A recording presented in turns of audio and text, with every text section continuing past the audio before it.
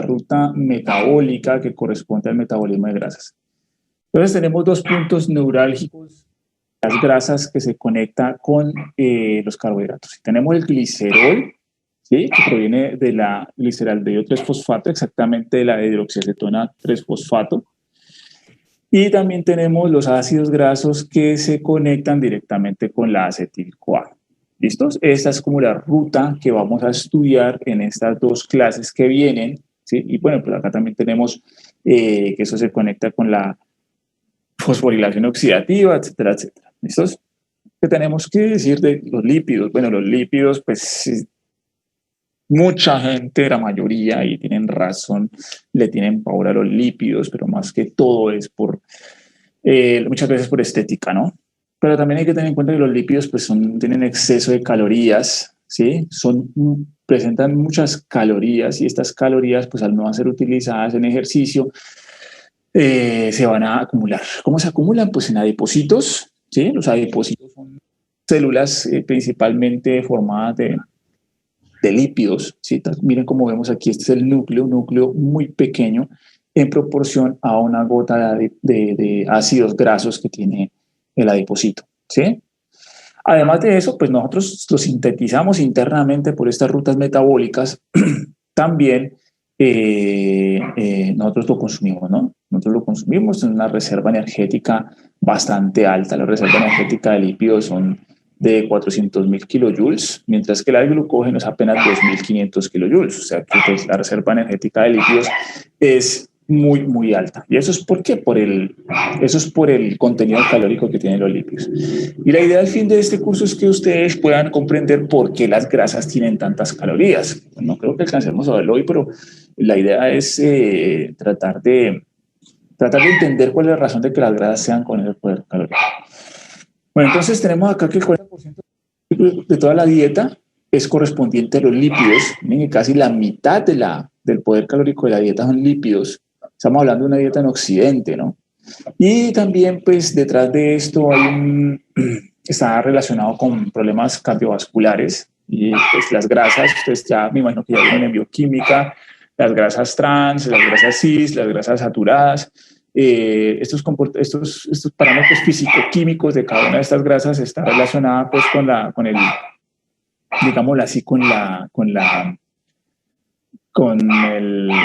manejo, el management, bueno, el manejo de estos lípidos por parte de las células, ¿sí? Y por el espacio intersticial y todo esto. Entonces las grasas, el tipo de grasa es muy importante para evitar enfermedades cardiovasculares. ¿Sí? Entonces, bueno, no sé, los aceites vienen, que son amigos del corazón, que no tienen grasas trans, pero es muy difícil, ¿no? Hacer un refinamiento para que quede completamente, como les digo, con grasas, por ejemplo, insaturadas tipo cis.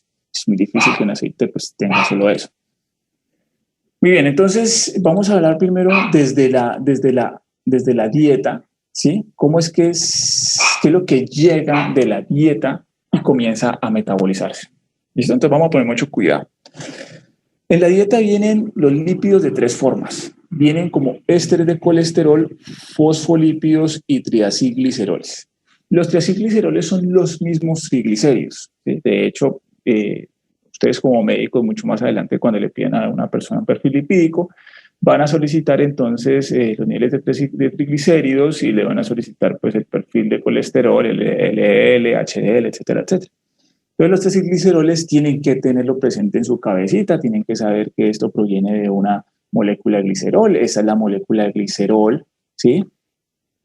Los ácidos grasos se esterifican por aquí para formar los triacilgliceroles. Obviamente tenemos que borrar estos hidrógenos que están aquí, solo para mostrarles cómo era el glicerol, y esos hidrógenos desaparecen, de tal forma pues que vamos a tener todo esto esterificado con ácidos grasos. Se llama tri pues porque tiene los triglicéridos y el nombre tri tiene tres ácidos grasos esterificados y este es un triglicérido. El término técnico que mejor se maneja es triacilglicerol. Eso tiene que quedar claro y porque vamos a hablar mucho sobre esta estructura, entonces necesito que ustedes puedan asimilarlo. ¿Listos? Entonces, esto es un triacilglicerol, algo muy sencillo, muy simple. Bueno, entonces estos tres sustratos, bueno, pues se someten a las condiciones que tiene la saliva. La saliva presenta una lipasa que es una lipasa igual, ¿sí? La lipasa es una enzima que degrada degrada los enlaces tipo éster, aquí los degrada, ¿sí? Degrada los enlaces tipo éster por medio de hidrólisis, utilizando una molécula de agua. Ya saben que si alguien tiene alguna inquietud, alguna duda, pues puede interrumpir. Las lipasas, todas las lipasas que Profe, vamos a... Sí, dime. profe, ¿cuáles son las tres formas de los lípidos? Ésteres de colesterol, fosfolípidos y triacilgliceroles. Gracias, profe. Dale, con gusto. Entonces, estos se hidrolizan y finalmente tenemos un producto que es 2-monoacilglicerol. ¿Por qué? Las lipasas que vamos a ver, de ahora en adelante vamos a ver tres lipasas, de una vez me adelanto. Estas lipasas actúan únicamente en el carbono 1 del triacilglicerol y en el carbono 3. Impedimentos estéricos no puede actuar sobre el carbono 2. ¿Sí? ¿Qué quiere decir impedimentos estéricos? Que ellas tienen esta formita y esta formita no encaja bien aquí. Por lo tanto, el producto catabólico de los triacilgliceroles es el 2-monoacilglicerol. ¿Listos? Ese es el producto catabólico. No me mandes mensajes porque se me pierde el hilo, entonces, bueno, no sé, Dylan, no había llamado a Lisa, yo también llegué tarde. Ah, No te voy a bueno, culpar. pero no que tenía problemitas con el internet. Listo, no, yo también llegué tarde, entonces, pero yo no por el internet, tenía que arreglar un asunto por acá. Bueno, entonces tenemos que este es el 2-monoacilglicerol, ese es el producto. Siempre en el metabolismo, así como nosotros lo vimos en carbohidratos, en el metabolismo siempre hay que tratar o siempre el organismo trata de que se lleguen a formas monoméricas, o sea, formas pequeñas que puedan ser absorbibles. ¿Listos? Este es el producto más pequeño que existe para las lipasas. Entonces, en la boca está la lipasa lingual. La lipasa lingual comienza a degradar algunos sustratos de triacilglicerol y en la boca no le pasa nada ni a los ésteres de colesterol ni a los fosfolípidos. ¿Sí? Es importante mencionarles que los triacilgliceroles que se catabolizan en la boca y en el estómago por una lipasa que se llama lipasa gástrica, ¿sí? Son triacilgliceroles esterificados con ácidos grasos de cadena pequeña. Cuando yo hablo de cadena pequeña, son cadenas menores de 12 carbonos. ¿Sí? Entonces, cuando hablo de cadenas pequeñas, son triacilgliceroles de ácidos grasos pues sí, con un tamaño de carbonos menores de 12. ¿Listos? Para que lo tengamos en cuenta. Por ejemplo, hay una enfermedad que se llama la fibrosis quística. Esta enfermedad, la fibrosis quística, es por un defecto en el gen de la proteína transportadora que es la CFTR, se encuentra, por ejemplo, en pulmón.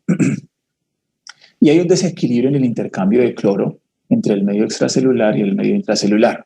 ¿Sí? Este desbalance de cloro hace que haya una deshidratación en el medio extracelular y por lo tanto se forme el moco. ¿Sí? Entonces, estas personas tienen muchos problemas para respirar.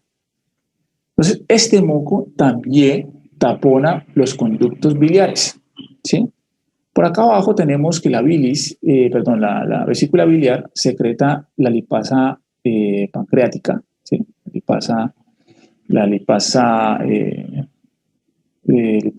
Se me fue el nombre, lipasa pancreática, bueno, la lipasa, ahorita se me va a acordar, me voy a acordar ahorita. Otra lipasa por acá abajo en el duodeno. Ahorita les digo el nombre. Yo creo que sí, lipasa pancreática. Bueno, una tercera lipasa, que no se me fue el nombre en este momento.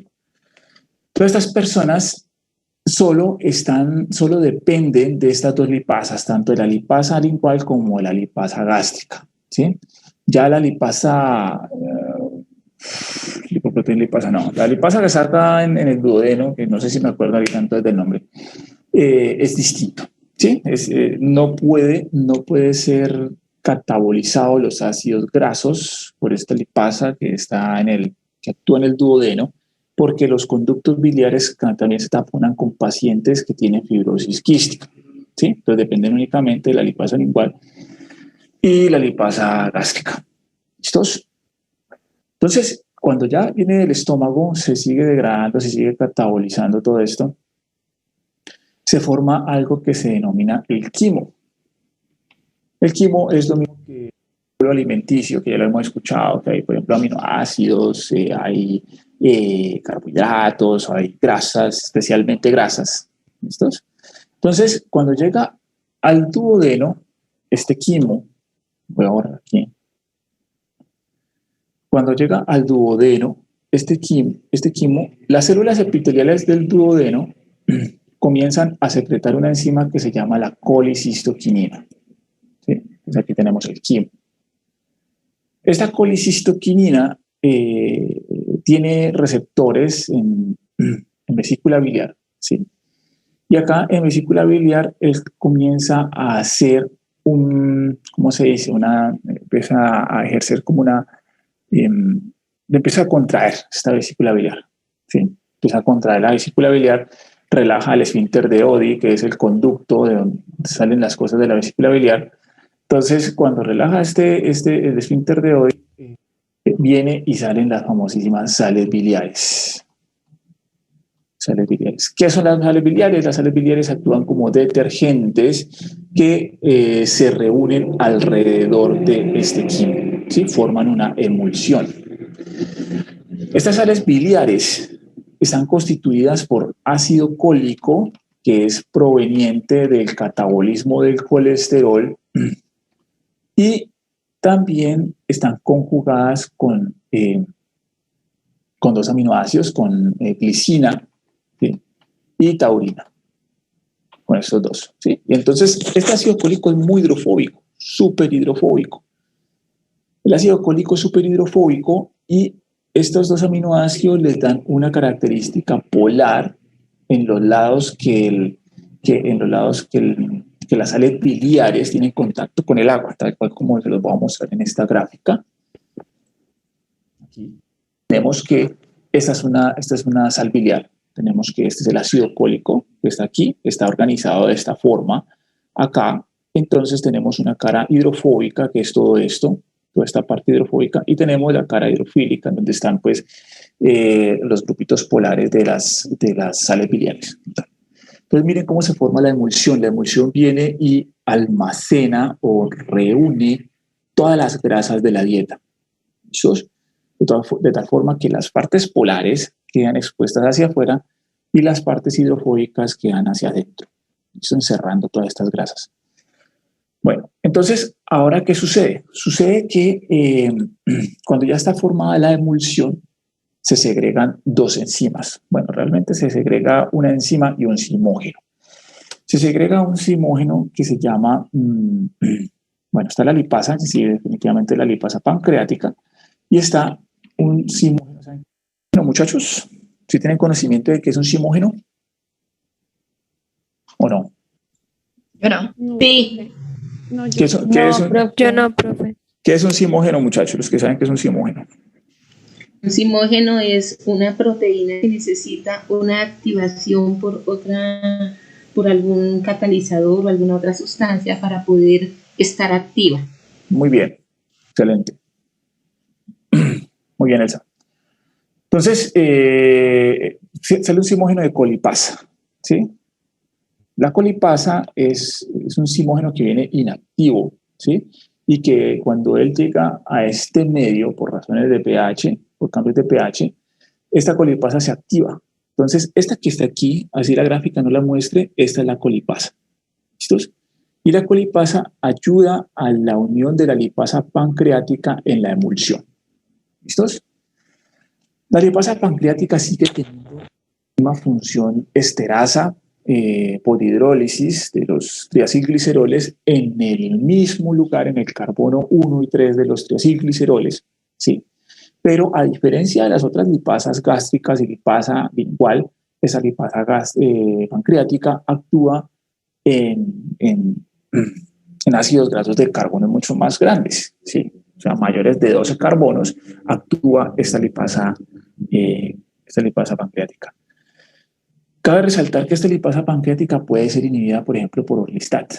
El orlistat es un inhibidor de la lipasa pancreática y evita que se dé la degradación de fosfolípidos para que puedan ser absorbidos. Por eso el orlistat, pues, es un tratamiento contra la obesidad, ¿sí? Porque no se da la absorción de grasas.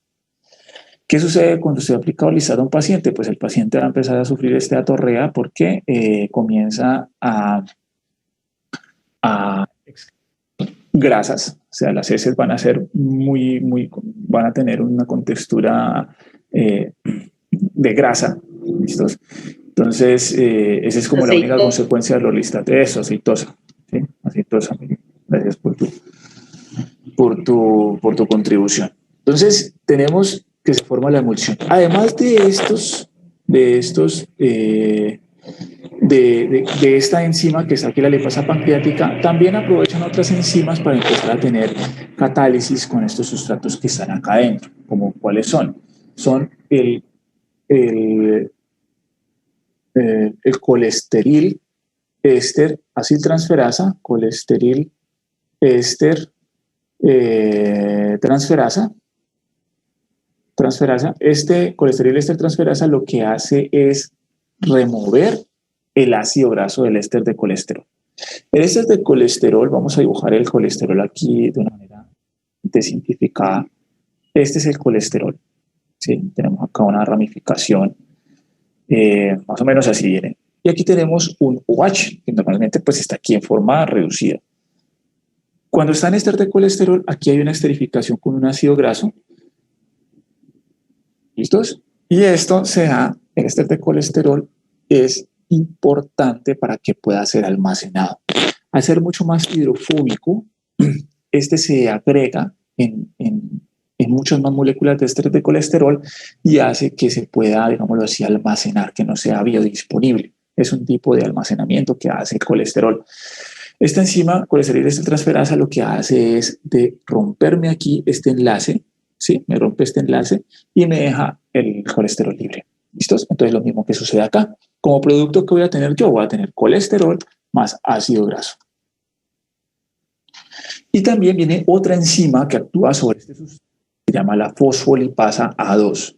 La fosfolipasa A2 es una enzima que actúa en el carbono 2 de los fosfolípidos. ¿Listos? En el carbono 2 de los fosfolípidos. Entonces ahí me dejaría un producto que se llamaría lisil, por ejemplo, el más común de todos. No sé si ustedes vieron fosfolípidos en biomoléculas. ¿Sí los vieron? Sí, profe. Listo. ¿Cuál es el más común en la dieta o cuál es el más común en nuestras membranas?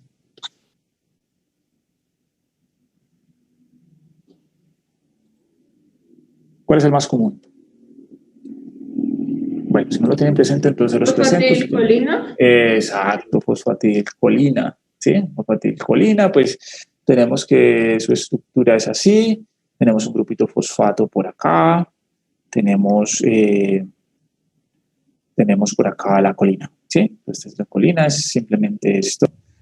H3, H3, H3. Y tenemos esto cargado positivamente. Y acá tenemos los dos. Bueno, acá tenemos los ésteres. Y nuevamente aquí, desde que se me. Listo. Este es la fosfatilcolina.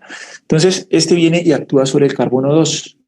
Esta fosfolipasa 2 actúa sobre el carbono 2, sale este ácido graso y me queda entonces un compuesto que se llama lisilfosfatilcolina.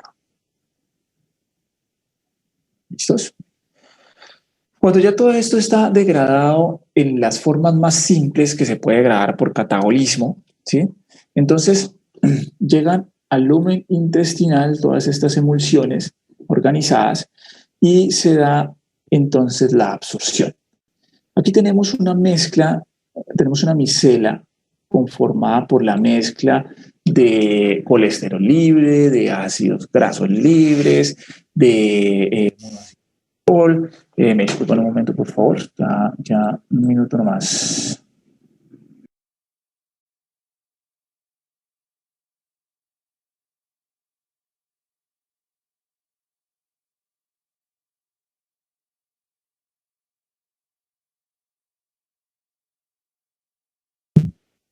Profe, dijo que le dieran un momentico.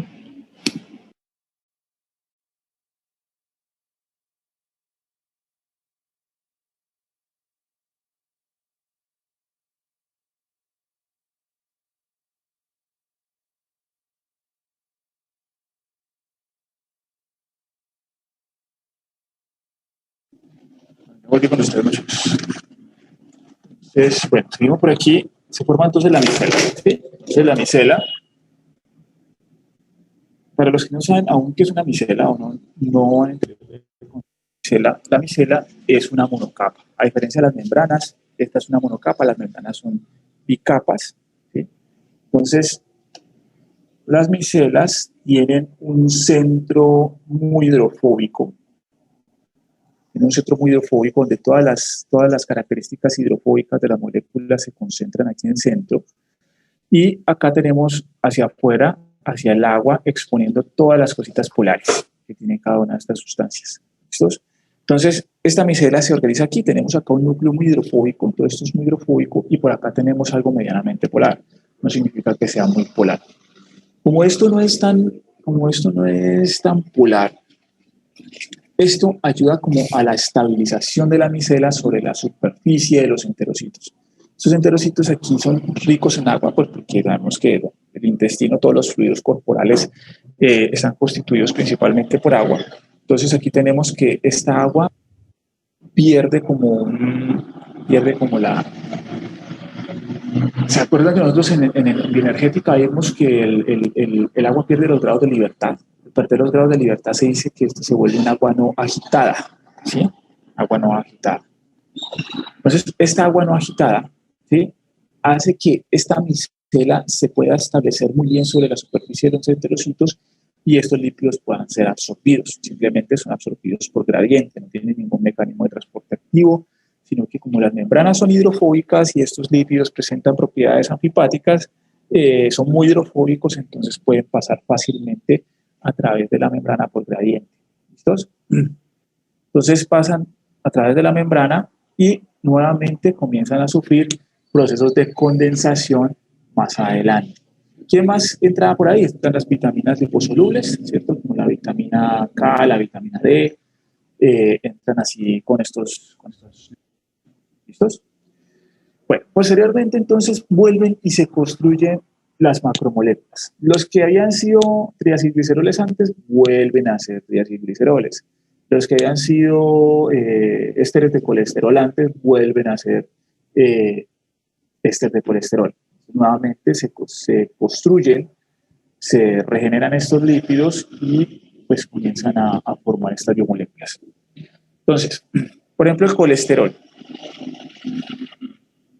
Todos estos lípidos se reúnen en el retículo endoplasmático y comienzan a formar otra vez las moléculas grandes. Entonces el colesterol es sustrato de una enzima que se llama acil-CoA-colesterol aciltransferasa y otra vez vuelve a ser éster de colesterol. ¿Sí? Por acá está el ácido graso, el monoacil, el 2-monoacilglicerol. ¿Sí? Acá tenemos entonces que se construye ácido graso a partir de que la vamos a ver ahorita, que es el ácido graso sintetasa. Por acá tenemos glicerol libre y comienza a construirse el triacilglicerol por medio de estas dos enzimas, que son acil-CoA, monoacilglicerol, aciltransferasa, y acil-CoA, diacilglicerol, tal cual. Pues, todos estos lípidos comienzan a producirse dentro de un sistema que se llama el kilomicrón.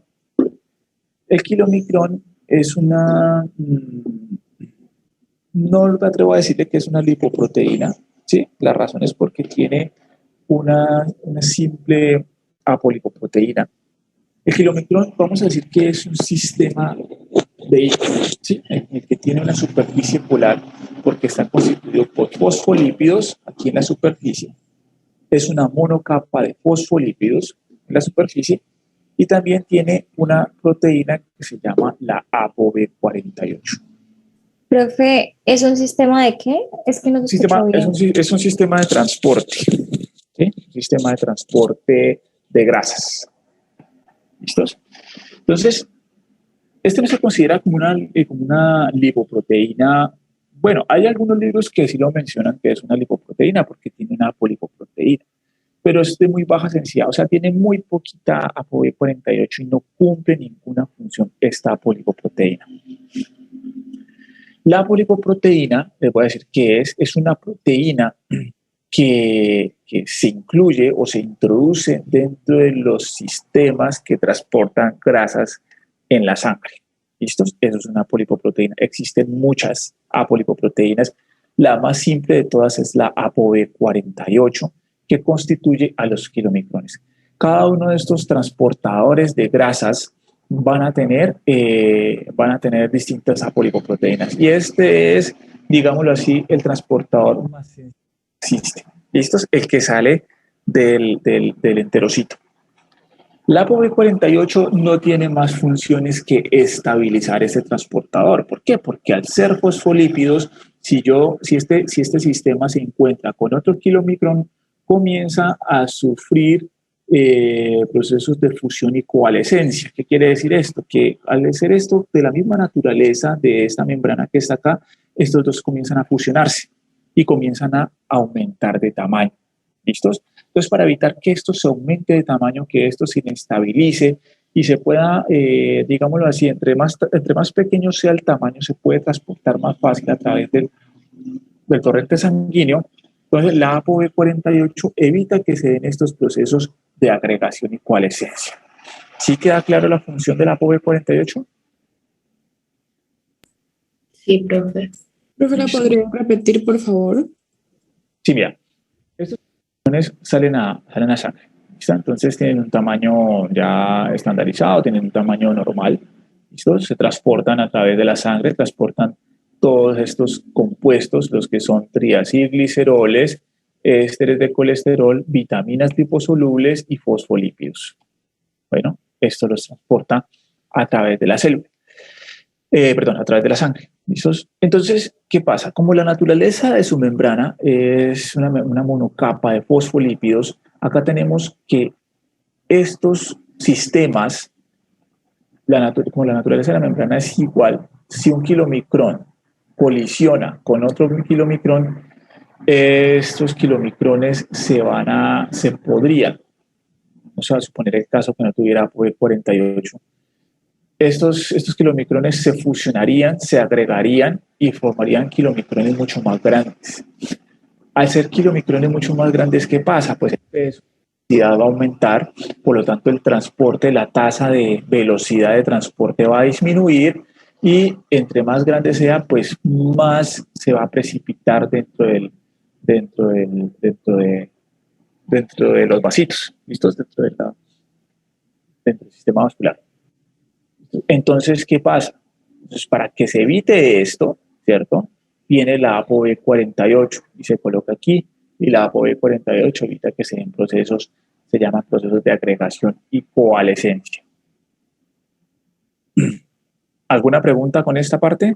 ¿Preguntas? Sí, profe. ¿Usted ya mencionó algún otro tipo de transporte de los lípidos hacia el torrente sanguíneo, aparte de los kilo? Bueno, existe otro transporte, es el transporte de los ácidos grasos pequeños, ácidos grasos menores de 12 carbonos, que pueden ser transportados por la albúmina. Pero también es por la misma vía, o sea, por los enterocitos. Entonces... Sí, los enterocitos, sí, digamos que sí es por la misma vía, pero también, también te cuento que no necesariamente, tú sabes que tenemos dos vías de tener contacto con los ácidos grasos, por ejemplo. Nosotros sintetizamos ácidos grasos, sintetizamos colesterol y también vienen de la dieta. Entonces, si tú te limitas únicamente a pensar en enterocitos, son principalmente secretados por kilomicrones, ¿sí? de los enterocitos. Pero cuando, por ejemplo, nuestros hepatocitos producen ácidos grasos, entonces de esa forma sí vienen otros sistemas que transportan grasas a través del torrente sanguíneo, como es el caso de la albúmina. ¿Está? Pero entonces para los que son de ingesta sí son solo por el sistema de los kilos. Ok. Exacto. Profe, ahí en la luz estaría degradado no sería, o sea, en la luz estarían degradados los ácidos grasos y cuando entran al enterocito se daría otra vez la formación de la macromolécula y ahí se reabsorbería. Exacto. Entonces, por ejemplo, aquí tenemos, digamos así, yo tengo ácidos grasos de cadena pequeña, ¿sí? Aquí de 12 carbonos o menos. ¿Listo? ¿Qué pasa? Existen unas enzimas en el enterocito que tienen la capacidad de producir, de extender esta cadena de ácido graso, que ahorita vamos a ver este proceso si alcanzamos a verlo, de extender estos ácidos grasos a ácidos grasos más grandes. ¿Listo? ¿Cuál es la razón de que esto suceda? Como esto va a entrar en torrente sanguíneo, por acá nos vamos a encontrar con la lipoproteína lipasa más adelante. No quería hablar de esto porque esto lo vamos a ver en otro tema mucho más adelante. Pero esta lipoproteína lipasa cataboliza estos ácidos grasos para obtener energía, ¿sí? Entonces, pueda estar un sustrato mucho más disponible, las moles o las cantidades de ácidos grasos de cadena larga van a aumentar. Y al aumentar estos ácidos grasos de cadena larga, pues digámoslo así, que hay una energía potencial mucho más alta, mucho más disponible para que los músculos lo puedan usar, ¿sí? Entonces tiene una razón de ser de por qué se extienden los ácidos grasos acá, ¿correcto? Entonces, por eso es que el transporte de albúmina a través de los enterocitos es muy escasa, pues porque la mayoría de los ácidos grasos se extienden. No quiere decir que todos se extiendan, porque sabes que las enzimas tienen un factor cinético limitante que es la saturación, ¿sí? Entonces ya depende del número de moles de las enzimas y el número de moles de los ácidos grasos. Profe, una preguntita. ¿Cómo es que se llama el proceso cuando la APO B48 evita pues que se haga esa agregación de kilomicrones? Procesos de agregación. ¿Procesos de qué? De agregación y coalescencia. Gracias. Vale. Una pregunta,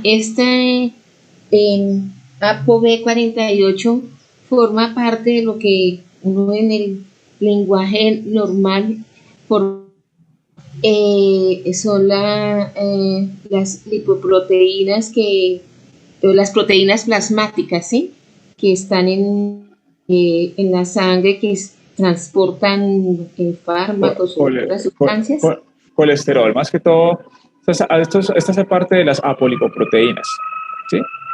Esta transporta colesterol, pero forma parte del grupo de lo que uno dice las proteínas plasmáticas. Plasmáticas, pues mira, si le decimos proteínas plasmáticas, aquellas que se transportan a través de la sangre, que están jugando a través de la sangre, sí, okay, están presentes. ¿Por qué? Porque, bueno, más adelante vamos a ver, por ejemplo, esta ApoB48 viene de un gen truncado que es de la ApoB100. La ApoB100 se encuentra en lipoproteínas de baja densidad. ¿Listos? En lipoproteínas de baja densidad. Y esta ApoB100 pues tiene otras funciones que en la otra clase que nos toque ver lipoproteína y transporte de colesterol, pues vamos a ser un poco más enfáticos en eso. Pero sí, yo creo que sí podemos clasificarlas en esta ApoB48, se podría clasificar como proteína plasmática. ¿Listo? Te doy el creo, no te doy la seguridad. Ok. ¿Listo? Sí, lo que por la descripción califica dentro de lo que uno conoce como proteínas plasmáticas. Pues sí, tenemos que decir porque las apolipoproteínas, las otras, las que yo tengo, por ejemplo, ¿cómo se llama esta? La ApoC, ¿sí? La ApoC y la ApoE, que son súper importantes para el catabolismo de las grasas dentro de estos transportadores. Ellas están prácticamente desplazándose de la lipoproteína de alta densidad, que es la HDL, a lipoproteínas de baja densidad, ¿sí? Entonces, ese salto que se da digámoslo así, en la sangre, ese salto que se da, pues podría ser que algunas de esas proteínas queden disueltas en el plasma. Puede ser. Entonces, yo no excluyo tu pregunta, no excluyo que no puedan ser plasmáticas, pueden ser plasmáticas también. ¿Listo? Listo, gracias. Vale, Elsa. Bueno, entonces, ¿alguna pregunta con esto hasta aquí? ¿Preguntas? ¿No hay preguntas? Bueno, entonces vamos a irnos aquí. Esta es de las clasecitas más pesadas que hay en este curso. Entonces vamos a poner full concentración, vamos a estar súper concentrados para poderle sacar el mejor provecho a esta clase. ¿Listos? Les voy a pasar a poner pizarra. Voy a poner pizarra y bueno, pues vamos a comenzar. Tenemos entonces, bueno, 1 hora y 10. A mí me gusta generalmente hacerlo todo, esta clase muy completa, digamos así, muy completa en el sentido de que no se me parta en dos, pero es muy difícil, realmente muy pocas veces no la he podido partir en dos. Entonces, de todas formas, pues va a tocar partirla en dos. Bueno, entonces vamos a hacer un esquema general de metabolismo para que todos estemos ubicados, para que todos estemos, pues sí, ubicados en tiempo y espacio, porque yo sé que más de uno aún no tiene todavía el lazo de todo esto. Entonces, vamos a ponerlo por aquí. Vamos a decir entonces que toda esta historia comienza con glucosa. Y que esta glucosa, entonces, por aquí tiene glucosa, esto se convierte en glucosa 6-fosfato. Y que por acá abajo, entonces, tenemos un intermediario, que es el gliceraldehído 3-fosfato. Y que este gliceraldehído 3-fosfato se transforma en dihidroxiacetona fosfato, 3-fosfato. ¿Sí? Y que por acá abajo seguimos, a ver, ¿qué más tengo por aquí? No, por aquí tengo piruvato por aquí. Y que el piruvato entonces entra por acá a la mitocondria. Vamos a colocar la mitocondria por aquí. Esta es la mitocondria. Por acá tenemos piruvato. ¿Saben qué? La voy a hacer mucho más pequeña la mitocondria. La membrana mitocondrial. Profe, ¿Sí? ¿se me puede hacer un favor? ¿Se me podría repetir después de glucosa 6-fosfato? Solamente el pedacito que sigue ya. Gliceraldehído 3-fosfato, dihidroxiacetona 3-fosfato. ¿Listo? Gracias. Vale. Entonces sacamos la membrana mitocondrial por acá abajito. Más abajito por acá. Bueno, seguimos por acá entonces. Entonces este piruvato viene acá en mitocondria y se transforma en acetil-CoA. ¿Sí? Luego esto se transforma por acá en citrato. Tenemos todo el famoso ciclo de Krebs. Y tenemos por acá entonces que esto es NADH, que sale por aquí del ciclo de Krebs. Entonces esto se convierte en ATP por acá en cadena transportadora de electrones y fosforilación oxidativa. ¿Listos? Hasta aquí no hay ninguna pregunta, pues porque todos lo conocemos.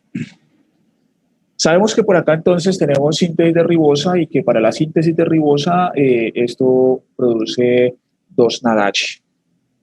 2 NADH. 2 NAD más. Por acá tenemos 2 NADH. Más H más. Y decimos entonces por acá lo siguiente. ¿Es NADH o NADPH? NADPH. Muchas gracias. NADPH. Más. Correcto. Bueno, entonces decimos lo siguiente. Aquí tenemos la dihidroxiacetona 3-fosfato. La dihidroxiacetona 3-fosfato entonces tiene la siguiente característica. Tenemos un OH acá, tenemos un grupo ceto acá y tenemos un grupito fosfato aquí. Entonces, esta dihidroxiacetona 3-fosfato es sustrato de una enzima que se llama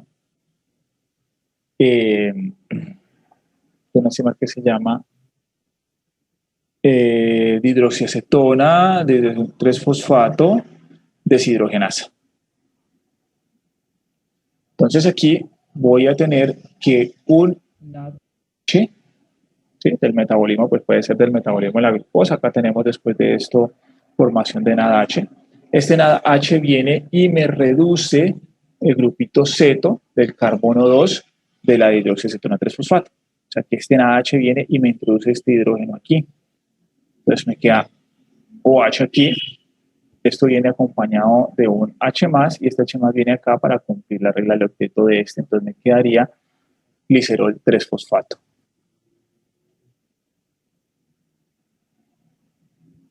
¿Listos? Glicerol 3-fosfato me quedaría el producto. Ahora, este glicerol 3-fosfato es sustrato de una enzima que se llama glicerolquinasa. La glicerolquinasa, entonces, utiliza como coenzima, utiliza el ATP. ¿Listos? Entonces, aquí tengo ADP, aquí tengo ATP, ¿sí? Y lo que hace el glicerolquinasa, entonces, es remover este grupito fosfato, introducírselo al ADP para producir ATP. ¿Listo? Esto me daría como producto final glicerol. Esta glicerolquinasa no se encuentra presente en adipocitos. En adipocitos no está presente. ¿Correcto? Entonces, aquí vamos a contar la historia de lo que sucede, por ejemplo, en un hepatocito. ¿Sí? Entonces, tenemos que por acá, por este lado, tenemos que este hidroxicetona 3-fosfato se convierte en glicerol 3-fosfato por esta enzima que dijimos de hidroxiacetona 3-fosfato deshidrogenasa. Y acá tenemos entonces glicerol 3-fosfato que produce por glicerolquinasa glicerol. ¿Es claro? ¿Estamos claros ahí? Profe, ¿el glicerol 3-fosfato es diferente al gliceraldehído 3-fosfato? Sí, es diferente. Recuerda que el gliceraldehído 3-fosfato tiene por acá arriba un aldehído. ¿Sí? En vez de este OH que está aquí, tiene un aldehído. Bueno. ¿Listo? Bueno, aquí le coloqué el mismo nombre de sustrato, no, qué pena. Aquí es gliceraldehído 3-fosfato y este es glicerol 3-fosfato para que hagan la diferencia ahí. Entonces la dihidroxiacetona 3-fosfato me convierte de gliceraldehído 3-fosfato a glicerol 3-fosfato. No, mira. Aquí, después de esta, por aquí tenemos la fructosa 2.6 fosfato que se parte en dos para darme gliceraldehído 3-fosfato. Gliceraldehído 3-fosfato se transforma en hidroxiacetona 3-fosfato, la hidroxiacetona 3-fosfato se transforma en glicerol 3-fosfato y el glicerol 3-fosfato se transforma en glicerol. ¿Sí? Listo, gracias, sí. Vale. Por este lado. Profe, ¿cuál es la enzima que convierte dihidroxiacetona 3-fosfato a glicerol 3-fosfato? Dihidroxiacetona 3-fosfato deshidrogenasa. Sin embargo, pongámoslo entre comillas, porque ¿es esta o es glicerol 3-fosfato deshidrogenasa? No me acuerdo cuál de las dos, pero dejémosla así, dihidroxiacetona 3-fosfato deshidrogenasa. Dale, profe, gracias. Listo, dale. Creo que sí es la segunda, profe, la segunda que dijo. Sí, creo que lo estoy viendo en el libro. Déjeme ¿sí? un segundo, reviso. Déjeme, leo bien. ¿Glicerol 3-fosfato deshidrogenasa es? Pues vea, le leo lo que dice. Sí, dime. ¿Qué fue la pregunta que dije? O sea, dice, la DHAP se reduce a glicerol 3-fosfato por la acción de la glicerol 3-fosfato deshidrogenasa. Bueno, listo. Gracias por aclararlo en el momento exacto. Bueno, entonces, la glicerol 3-fosfato deshidrogenasa. Tenía esa dudita. Sí, menos mal preguntaste a Valentina porque tenía esa duda ahí dentro de mí, no lo puedo expresar, pero sí, efectivamente, entonces, es la glicerol 3-fosfato deshidrogenasa. ¿Listos? Bueno, entonces... Dale, profe, gracias. Listo, vos. Gracias. Entonces, tenemos que este citrato, ¿sí? Cuando nosotros tenemos una alta acumulación de ATP por acá abajo, ¿sí? Este ATP viene y me inhibe por acá la isocitrato deshidrogenasa. Acuérdense que la isocitrato deshidrogenasa es regulada por altos niveles de ATP y también es inhibida por altas concentraciones de sustrato, o sea, por isocitrato. ¿Sí? Entonces viene y se inhibe aquí. Comienza a aumentar la concentración de citrato y entonces el citrato, este aumento de concentración de citrato genera un gradiente de salida de citrato hacia el exterior en el citosol. ¿Listos? Tenemos acá citrato. Este citrato citosólico, entonces, es sustrato de una enzima que se llama citrato liasa. Citrato liasa. Y esta citrato liasa, entonces, me va a romper el citrato en dos productos, en oxaloacetato, y me lo va a romper en acetil-CoA. Creo que no tengo necesidad de explicar este paso porque ya sabemos que el citrato es producto de la condensación de acetil-CoA más oxalacetato. Listo. Entonces este acetil-CoA este acetil-CoA va a sufrir un cambio importante que necesito que le pongamos mucho cuidado. Voy a cambiar de colorcito como para que no nos mareemos con el mismo color. Entonces, este citrato que está aquí, él comienza a hacer una polimerización de varias enzimas de esta acetil-CoA carboxilasa. Se las presento. ¿Sí? Este citrato viene y las polimeriza. Las polimeriza quiere decir que las une varios monómeros enzimáticos, alrededor de 7 u 8 enzimas. Entonces, esta acetil-CoA carboxilasa tiene en su estructura una biotina y tiene una lisina con su respectivo dióxido de carbono. ¿Listos? Entonces viene esta acetil-CoA carboxilasa y lo que hace es introducir este dióxido de carbono a la acetil-CoA, ¿sí? La estructura de la acetil-CoA es esta.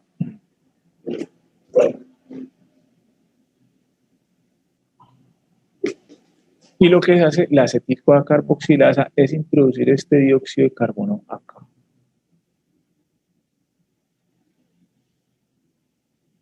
¿Listos? Esto es lo que hace la acetil-CoA carboxilasa. Une este dióxido de carbono acá para formarme el malonil-CoA. Es un compuesto de 3 carbonos, ¿sí? Que va a empezar con la síntesis de ácidos grasos. Esta enzima acetil-CoA carboxilasa es muy regulada. ¿Por quién la regula? Pues tenemos por acá entonces que el glucagón me estimula la proteína quinasa A y la proteína quinasa A entonces me activa la AMP quinasa. La AMP quinasa. ¿Okay? La AMP quinasa lo que hace es fosforilar la acetil-CoA carboxilasa y me la inactiva cuando se fosforila. Vuelvo, repito. La proteína quinasa A me activa la AMP quinasa fosforila la acetil-CoA carboxilasa y cuando la fosforila, entonces me la inactiva. ¿Listos? Entonces, al inactivarse la acetil-CoA carboxilasa, se cierra esta vía y continúa la vía por acá de catabolismo para conseguir ATP o la construcción de glucosa para sacarla en un punto de inanición o ayuno. ¿Listos? A diferencia de la insulina también activa la proteína quinasa A, la insulina inactiva todo este mecanismo, porque es una hormona contrarreguladora del glucagón, y al inactivar todo este mecanismo, pues simplemente la acetil-CoA carboxilasa no se va a fosforilar y no se va a, digámoslo así, a prender para la síntesis de ácidos grasos. ¿Sí queda claro este mecanismo, muchachos? Profe, eso quiere decir que esta ruta solamente se inactiva por fosforilación, pero cuando se inactiva, ocurre normal, su proceso no es que está fosforilada y no llega otra enzima a desfosforilarla. Exacto, pero bueno, para ti ¿qué es normal? Es que en este momento muchos estén en un estado postprandial, ¿sí? O sea, que hayan acabado de comer y hay glucagón, hay insulina ahí en la sangre, ¿sí? Entonces hay que mirar qué es normalidad. O sea, normalidad no quiere decir que haya glucagón o insulina, normalidad es que haya o glucagón o insulina, cualquiera de los dos, dependiendo del estado en que te encuentres. Si desayunaste, pues tienes insulina, y si no has desayunado y estás en ayuno desde ayer, si hiciste huelga de hambre por el paro, pues tienes el glucagón disparado. Eso ya depende de de qué condición se encuentre la persona. ¿Esta vía cómo se llama? Entiendo. Esta vía es, ¿listo? Esta vía es síntesis de ácidos grasos. Profe, pero entonces el glucagón por medio de todo eso va a inactivar la acetil-CoA carboxilasa. O sea que la insulina la activaría. Exacto, la insulina la activaría por desfosforilación. Bueno, ¿A la vez de quién? ¿A la vez de quién? A la vez de citrato. O sea, tiene que ser un complemento porque pues, la insulina puede estar desfosforilada, pero si no tiene sustrato, pues no tiene nada que construir, ¿no? Entonces ya depende de la situación en que se encuentre. Que tengo aquí un cachorrito que no deja dar clases y ese ladra por todo, entonces creo que me va a tocar encerrarlo. Vamos a ver, sigue haciendo bulla, lo encierro. Listo, entonces ¿cómo? Bueno, yo creo que lo van a hacer en el balcón un momentico, por favor.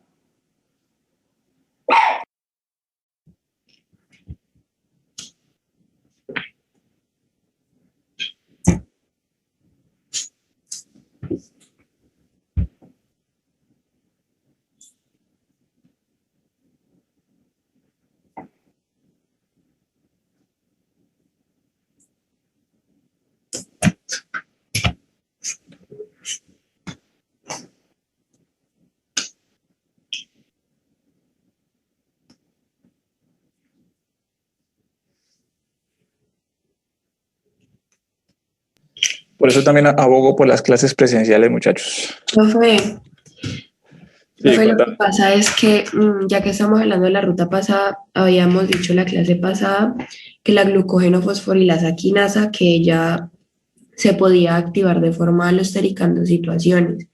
Pues Sí. primero cuando teníamos calcio, pues que lo liberaba el retículo sarcoplásmico, y la segunda que eran condiciones extremas de anoxia y agotamiento de ATP, y ahí es cuando no entiendo por qué ella se va a activar cuando no hay ATP y cuando estamos en anoxia. Mira. O no sé si copié mal o seguro interpreté mal, o sea, no entiendo esa parte. No, mira, la glucono, estamos hablando de la glucógeno fosforilasa, ¿no? Glucógeno fosforilasa, esa ya, por ejemplo, la de la AMP es glucógeno fosforilasa, no es la quinasa. La quinasa sí es por calcio. Y esta es la que tú mencionas por AMP, es la glucógeno fosforilasa, ¿cierto? Sí. Bueno, pasa que todo esto lo tenemos que conectarlo. Esta clase me gusta mucho porque esta clase prácticamente conectamos todo. Entonces tú, por ejemplo, si tú tienes bajos niveles de ATP, ¿sí? Tienes una condición de ATP reducida, una concentración de ATP reducida, es porque corriente arriba puedes tener un agotamiento de sustrato. No necesariamente es porque tienes esta vía saturada, sino porque tienes un agotamiento de sustrato que puede suceder porque haces un ejercicio intenso, por ejemplo. ¿Sí? Entonces, al haber agotamiento de sustrato, ¿qué pasa? Cuando yo tengo bajo de ATP y tengo, esto se me transforma en altos niveles de AMP. ¿Listo? Esto viene y da la señal a la glucógeno fosforilasa que efectivamente necesito aumentar concentración de sustrato para que finalmente venga y se produzca más ATP. ¿Listo? Compense este ATP reducido. ¿Lista? O sea que por eso cuando estamos en condiciones de anoxia, ella se activa. Sí, puede ser una razón. Puede ser una razón de que ella se active para suplir estas necesidades. O Sí, sea además, que no es como tal la glucógeno fosforilasa quinasa, sino la glucógeno fosforilasa. sí, creo que es la glucógeno fosforilasa. La que es alostérica por calcio es la glucógeno fosforilasa quinasa, esa sí me acuerdo muy bien. Pero la otra que decíamos en condiciones de anoxia y agotamiento de ATP es la glucógeno fosforilasa. Sí, creo que sí. ¿No? En ese momento no estoy casi glucógeno fosforilasa, no es la glucógeno fosforilasa quinasa, porque la glucógeno fosforilasa es la que me hace la actividad inmediata sobre el sustrato como tal. Recuerda que la glucógeno fosforilasa quinasa me activa la glucógeno fosforilasa y la glucógeno fosforilasa es la que actúa sobre el sustrato, digámoslo así, en el punto ya preciso, es la que actúa sobre el glucógeno. ¿Lista? Pero qué pena, es que si no estoy mal lo que dice Isa es porque habíamos dicho como que era como de forma indirecta que la glucógeno fosforilasa quinasa activaba la glucógeno fosforilasa, por lo que pues cuando la glucógeno fosforilasa quinasa se iba a activar con AMP y pues cuando hay AMP vamos a necesitar pues ATP, entonces eso como que activaba la glucógeno fosforilasa, pues eso fue lo que yo copié. Bueno, mira, si nosotros tenemos, pues esto ya no se parte como esta clave, pero vale, glucógeno fosforilasa quinasa, ¿sí? Y acá tenemos esta glucógeno fosforilasa quinasa, me fosforila la glucógeno fosforilasa. ¿Listos? Tenemos entonces una activación alostérica por calcio de la glucógeno fosforilasa quinasa Y tenemos que cuando se activa esta alostéricamente, pues me activa directamente la glucoenofosforilasa. ¿Listos? Y tenemos que altos niveles de AMP me activa alostéricamente la glucoenofosforilasa. Vamos a ver mejor vamos a confirmar esta parte de la glucoenofosforilasa. Yo sé que la del calcio sí efectivamente es en glucoenofosforilasa quinasa. Y la otra también, la AMP activa la GF. ¿Sí? ¿La GF? Ajá. ¿La glucoenofosforilasa o la glucoenofosforilasa? No, la GF, la fosforilasa. ¿Cierto? La fosforilasa directamente. ¿Sí? Entonces lo que estoy diciendo en ese momento es correcto. Entonces, si no quedó claro esto, entonces vení, miremoslo bien. Para que no vayamos a tener inconvenientes. Pero ¿puedes compartir esas diapositivas? ¿No están subidas? No, están incompletas. ¿Y hasta dónde está? Está solo lo del segundo corte. Bueno, falta también. Ah, bueno, listo, de una. Listo. Mira, aquí está lo del AMP, ¿sí? Entonces, para que quede claro y no vayamos a tener alguna malinterpretación. Entonces, el calcio me activa la glucoenofosforilasa quinasa, ¿sí? De manera alostérica. Aquí está tal cual. ¿Listos? El AMP me activa la glucoenofosforilasa. Dice que en condiciones extremas de anoxia y reducción de ATP. Entonces, como yo les decía ahorita, si nosotros tenemos bajos niveles de AMP, ¿sí? Los niveles de AMP van a incrementar. ¿Listos? Entonces, ¿por qué hay bajos niveles de ATP? Pues puede que en condiciones de anoxia, el ciclo de Krebs pues simplemente no está funcionando bien. Hay un desequilibrio en el funcionamiento del ciclo de Krebs. Por lo tanto, tenemos que conseguir en glucólisis ATP. Esa puede ser una alternativa, ¿sí? La segunda alternativa que es que sí esté funcionando el ciclo, pero tengo bajo sustrato, ¿listo? Baja concentración de sustrato. Por lo tanto, esto hace que haya una reducción de ATP. ¿Sí queda claro? Entonces, ahora que supongamos que el ciclo de Krebs tiene alguna, no sé, está saturado, está bloqueado, una condición de anoxia. Entonces, ¿qué va a pasar? Va a pasar que la glucólisis me va a aportar este ATP que se necesita, ¿sí? Entonces, entre más sustrato yo tenga, ¿sí? Entonces, esto es glucosa. Al aumentar la glucosa, entonces se activan algunas enzimas, como por ejemplo la glucoquinasa, que va a encargarse de una mayor cantidad de glucosa, entonces va a hacer que esto aumente las tasas de producción de ATP, tal como vimos en la secreción de insulina de las células beta pancreáticas. ¿Listos? Entonces, ¿sí queda claro cómo es que funciona esto? O supongamos que simplemente necesitas sustrato, hay una oxidación muy fuerte, por ejemplo, en un ejercicio intenso, los sustratos de glucosa se acabaron, el ciclo de Krebs está funcionando, todo este mecanismo de producción de ATP está funcionando. Entonces, ¿qué se necesita? Se necesita obtener glucosa libre para hacer todo este proceso de catabolismo y aumentar los niveles de ATP. ¿Sí? Entonces, ¿quedamos claros así? Sí, profe, muchas gracias. Listo, perfecto. Bueno, ¿qué es que íbamos? Ya esta vez se me olvidó en qué es lo que íbamos. Bueno, entonces, vámonos por acá. La pizarra. Bueno, entonces en la pizarra habíamos quedado ya en malonil-CoA. ¿Listos?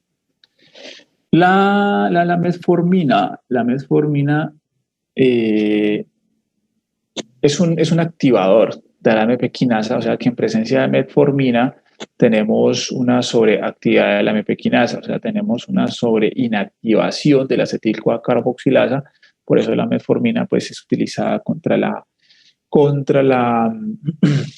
¿qué? Contra la obesidad. ¿Diabetes? La metformina. Sí, diabetes también. Correcto. ¿Listos? Bueno, entonces voy a borrar esto por acá. ¿Por acá ya quedó claro esto? Yo creo que sí. Bueno. Una pregunta antes de que siga. Sí. Esta vía de síntesis de ácidos grasos, ¿qué la induce? O sea, a partir de la acetilcoenzima, pues, ¿qué induce todo esto? El glucagón. Perdón, la insulina. ¿La insulina? Sí, claro, la insulina. Por eso se dice que la insulina es una hormona anabólica. ¿Listos? El glucagón, como yo les decía la otra vez, el glucagón siempre trata de recuperar siempre trata de recuperar glucosa. Entonces, si yo, por ejemplo, tengo una inhibición de la MPK, de la acetil-CoA carboxilasa, ¿sí? Entonces, al haber una inhibición, se comienza a concentrar acá el oxalacetato. El oxalacetato, entonces, ¿qué va a pasar? Va a pasar que el oxalacetato es sustrato de una enzima que se llama el oxalacetato es sustrato de una enzima que se llama fosfenolpiruvato carboxiquinasa citosólica, ¿sí? Y entonces los acetatos se transforma en fosfenolpiruvato. Y ahí nuevamente el fosfenolpiruvato puede empezar con ruta gluconeogénica hasta la formación de glucosa. Por ejemplo, en un proceso de ayuno, pues esta enzima se cierra y al encerrarse esta enzima, entonces comienza a formar, aumentar concentración de glucosa. ¿Listos?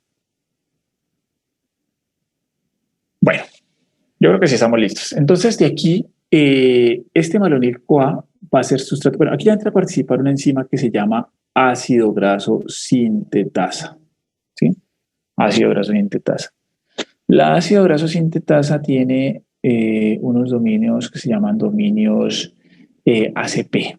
Entonces tenemos un dominio por aquí, vamos a colocar un dominio por aquí, vamos a colocar un dominio por aquí. Es una enzima muy grande, tiene alrededor de 2.500 aminoácidos. Es un dímero. ¿Listos?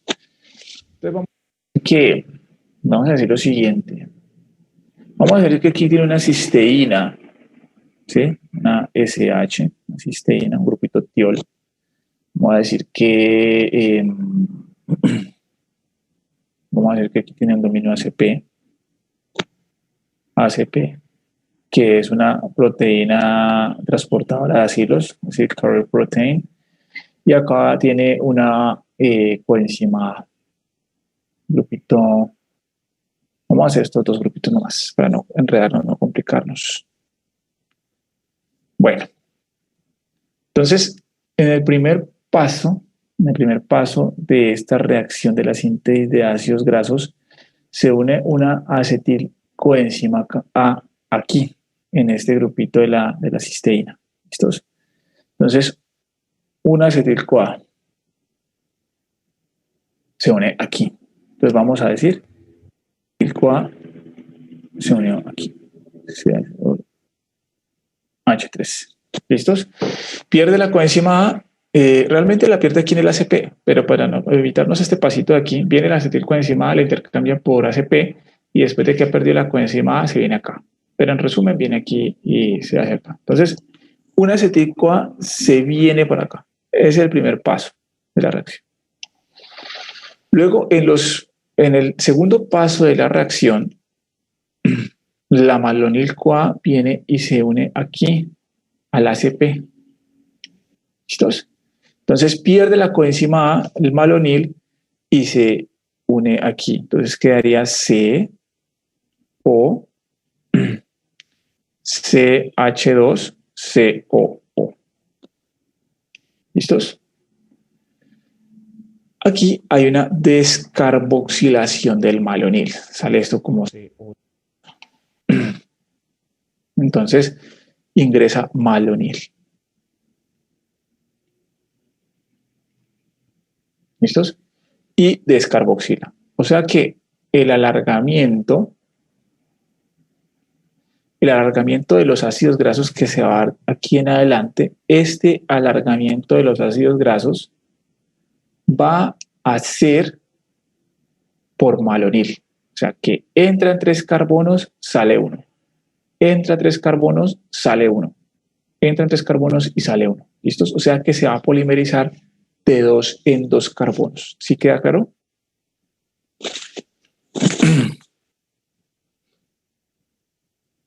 ¿Sí queda claro, muchachos, o no?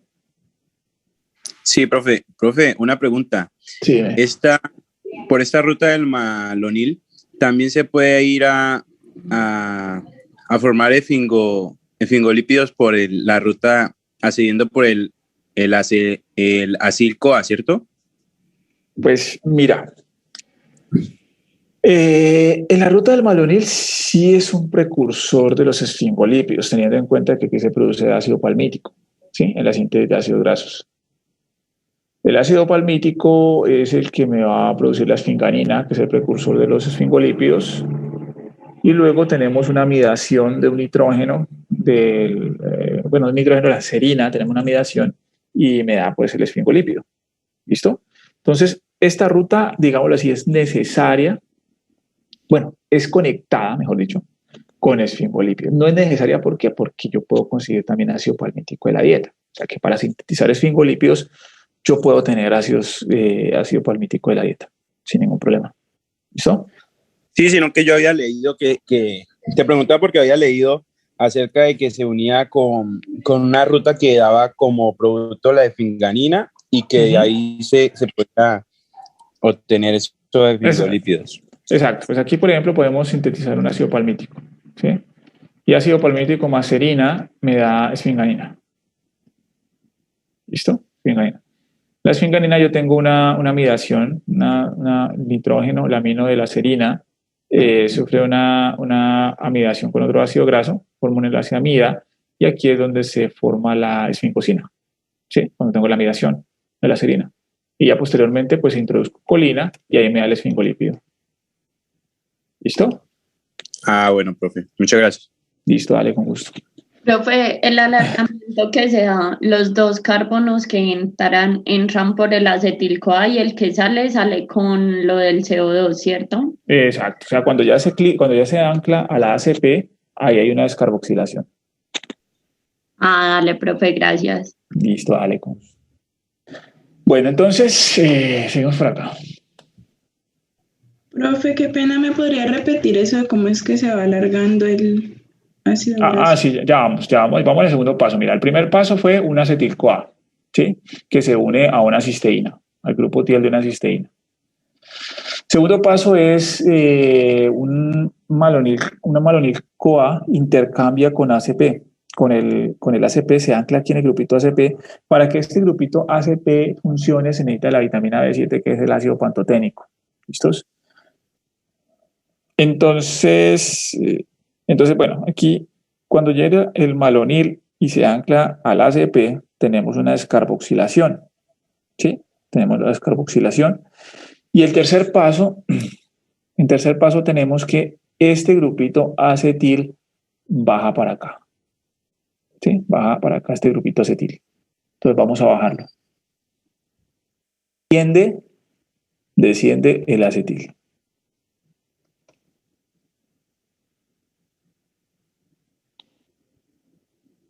Desciende el acetil, entonces bajémoslo. Vamos a borrar aquí, un momentico, y ponemos el acetil acá.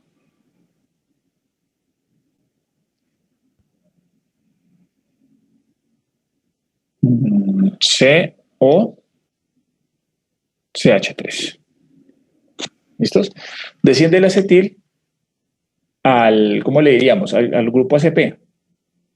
Al grupo ACP. ¿Listos? Bueno. En este punto, entonces, ¿qué pasa? Ustedes saben que los ácidos grasos tienen esta conformación, ¿sí? O sea, que son CH2, CH2, CH2, etcétera, etcétera. Eso es un ácido graso. ¿Listos? Entonces, voy a tener voy a utilizar aquí los NADPH. ¿Cómo los utilizo?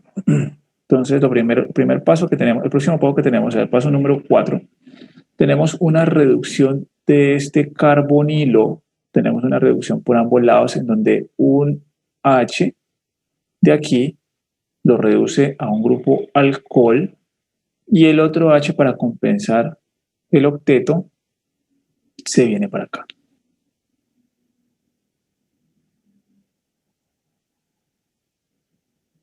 Y me queda NOH. Entonces ahí utilizamos un NADPH más H más. ¿Listos? Tenemos esta función. Entonces tenemos reducción del grupo Z. Bueno, realmente del carbonilo, ¿no? El grupo carbonilo. ¿Listos? Ahora que ya tengo esto reducido, ¿qué sucede? Entonces yo voy a borrar este CH3 de aquí, que es lo mismo que decir CH, CH y CH. ¿Sí? Entonces cuando tengo este grupito así, de esta forma, esto por proximidad sale como agua. Se va como agua. Esto se lleva a cabo por una liasa. Y se forma una insaturación. Cuando el ácido graso es insaturado, queda hasta aquí la síntesis de ácido graso y sigue alargándose. ¿Listo? Entonces 5, salida de agua y formación de la insaturación.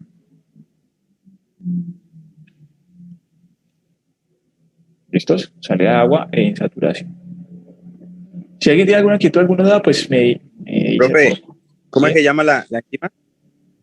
¿Cómo es que se llama la enzima? Es una enolasa. ¿Listo? Ah, ya, profe. Listo. ¿Ese paso es obligatorio? Porque también hay ácidos insaturados y no, por eso. O sea, hasta aquí es obligatorio. ¿Por qué? Porque yo tengo que desaparecer este oxígeno aquí, tengo que reducir el ácido graso para que me quede así. Hasta aquí es obligatorio.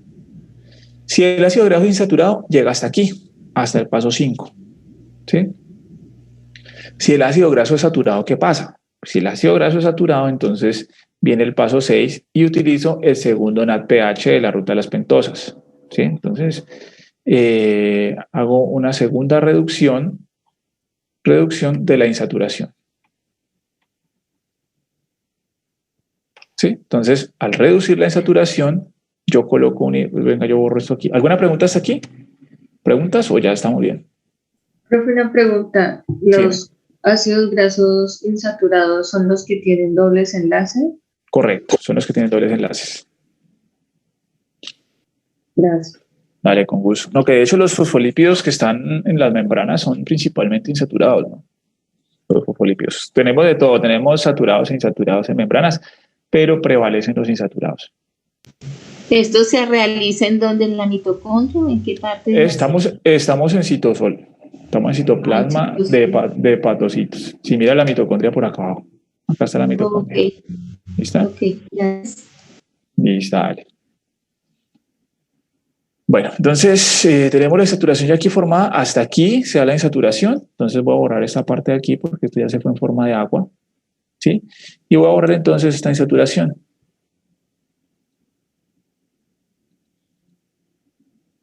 A mí me da una presa eso porque borro todo menos lo que tengo que borrar. Ya. Muy bien, entonces en este punto viene el otro NADPH, ¿sí?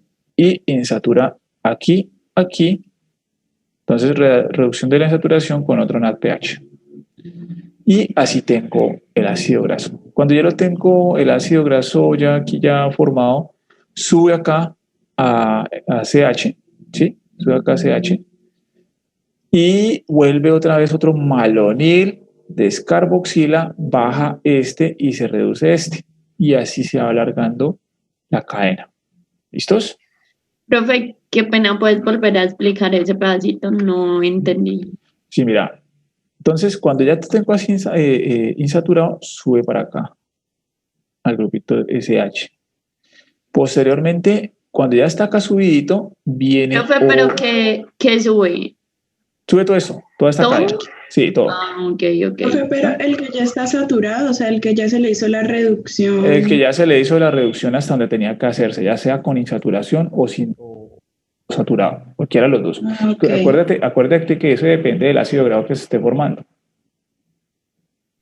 Profe, pero entonces, si, digamos, estuviéramos hablando de un ácido graso saturado, subiría después de hacérsele la segunda reducción de insaturación.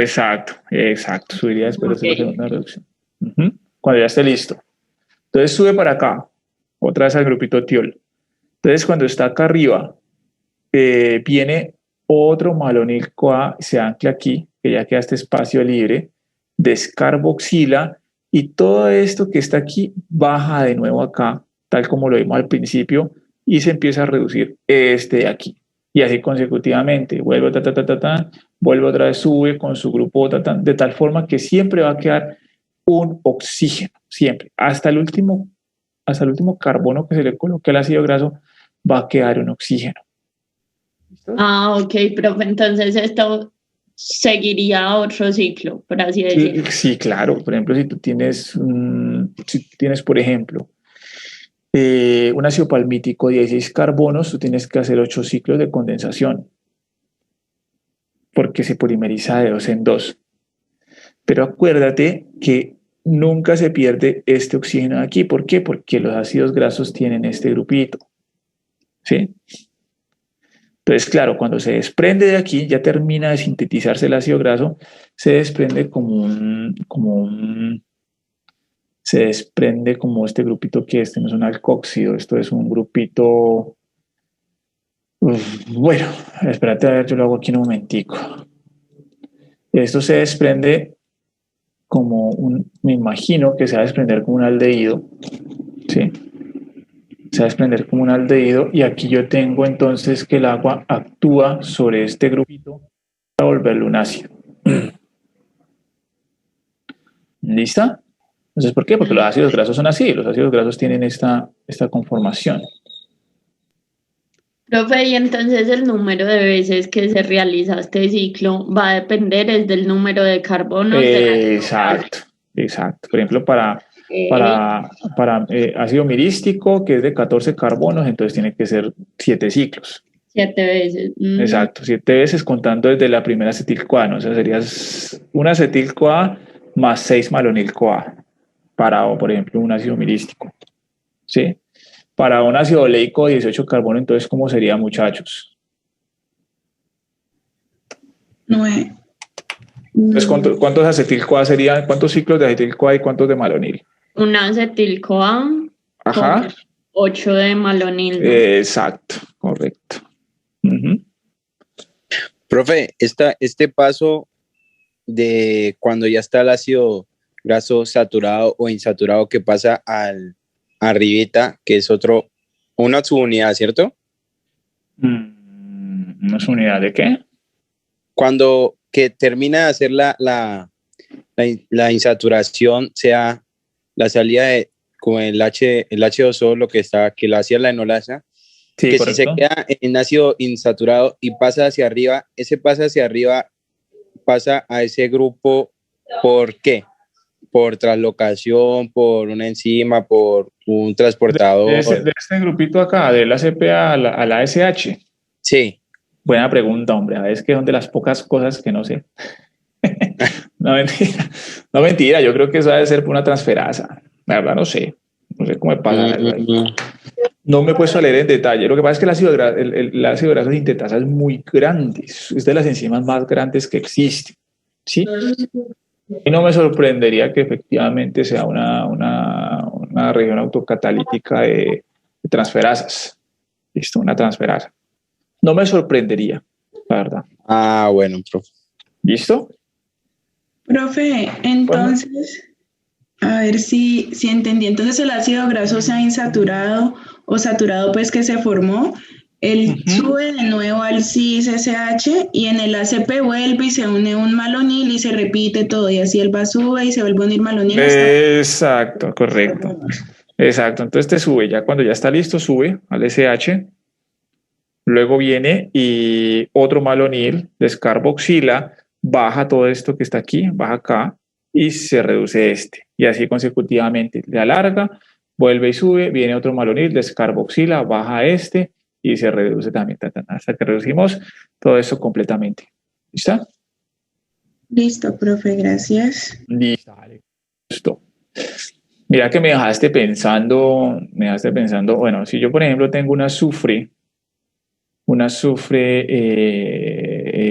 desprotonado, ¿cierto? Yo actúa como un nucleófilo fuerte, al actuar como un nucleófilo,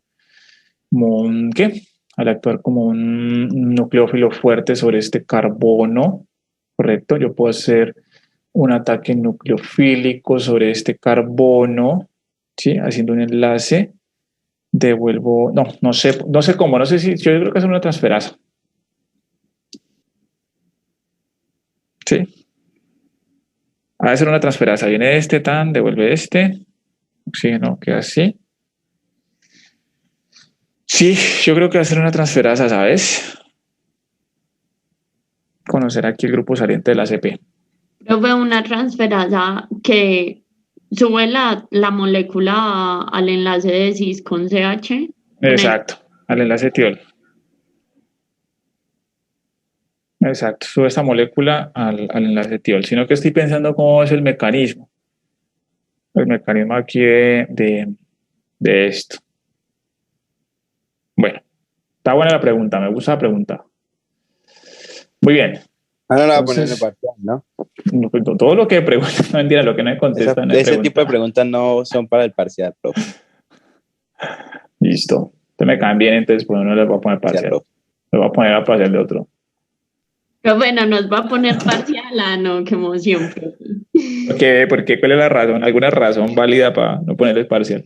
No me entiendo, no pensemos en parcial, falta muchachos. La presentación que dijo. Disfrutemos de la clase. ¿Cuál presentación? Ya ni me acuerdo. Había escuchado que había unas presentaciones por cada grupo de personas, o no sé. ¿Ah, sí? No, pero es que pues aquí ahora vamos a principio de semestre. Sí, pero pues mira que no, pues es que somos tantos que no todos alcanzan a exponer. Un tema. No, pero pueden ser entre 4 o 5. No, por eso, pero así salen entre 4. Mira, son 65. ¿Qué vamos a poner de grupos de 4? Faltan 3 clases, ¿no? Para que se acabe. Exacto, con esta ya quedan 3 clases. Creo que es incluyendo el parcial.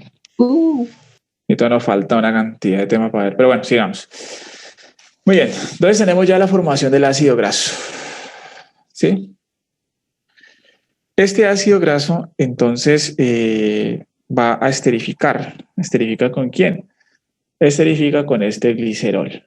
Para esterificar, este ácido graso tiene que, entre comillas, activarse con una enzima que se llama la tioquinasa. La tioquinasa lo que hace es colocar el ácido graso con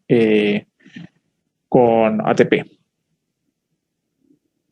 ¿Sí? Entonces, cuando está activado el ácido graso con la tioquinasa, comienza a esterificar el glicerol y se forma el triacilglicerol.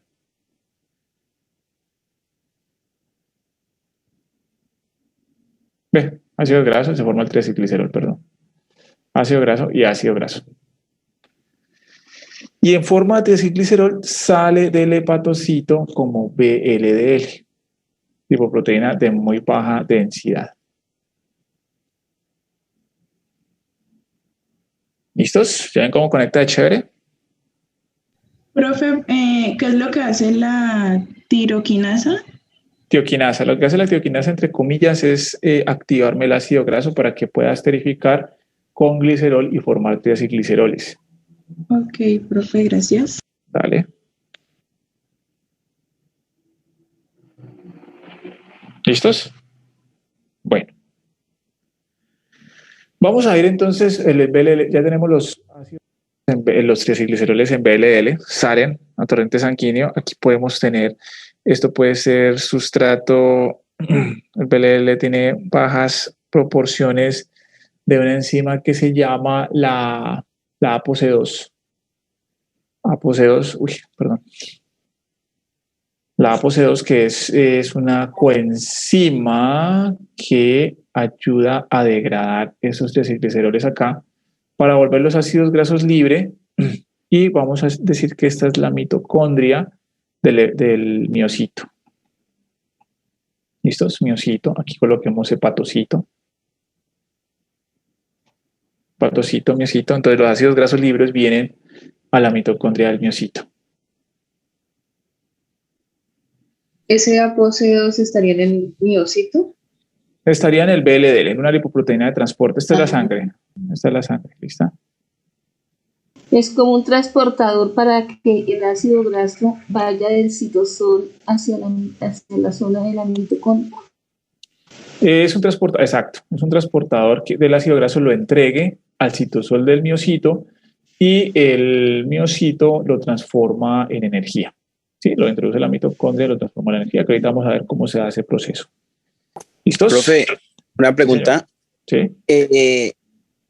Yo leí también de una cosa, sino que no entendí muy bien y lo tenía anotado, sino que ahorita no me acuerdo dónde fue que lo anoté, sobre la unión de la acetil-CoA con el ácido graso, que había un punto relevante que nombraban la carnitina, pero no entendí muy bien sobre qué era la función de la carnitina ahí, en ese paso, que interactúa con el ácido-CoA y que sacaba el grupo CoA-SH. Sí, ya vamos a ver. ¿Listo? Venga, vamos a hacer mejor esto es miocito mejor. No lo pongamos con, esto no es hepatocito, esto es adipocito, pero vamos a hacerlo con miocito. Miocito. Sí, miocito adipocito. Bueno. Viene aquí el BLL, me entrega los triacilgliceroles aquí adentro. Citosol. Estamos en citosol. ¿Listos? Miren que toda esta parte de acá arriba es citosol.